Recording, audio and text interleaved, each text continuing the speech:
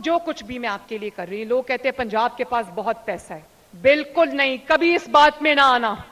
जो सूबे ये बात करते हैं कि पंजाब के पास बहुत पैसा है, हर किसी के पास एनएफसी के तहत अपने अपने हिस्से का बहुत ज्यादा पैसा है। हां, एक फर्क है, पंजाब के पास जितना भी पैसा है वो पंजाब के अवाम पे लग रहा है।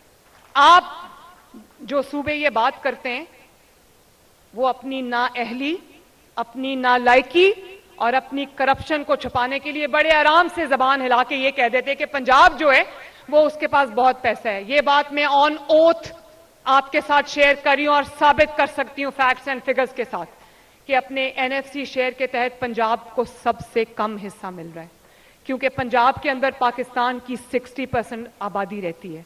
पंजाब जीडीपी में सबसे बड़ा कंट्रीब्यूटर है और पंजाब को सबसे कम हक मिल रहा है, क्योंकि पंजाब ने अपने दिल के दरवाजे और अपने वसाइल के दरवाजे सिर्फ पंजाब में रहने वाले लोगों के लिए नहीं, पूरे पाकिस्तान में बसने वाले लोगों के लिए खोले हुए हैं।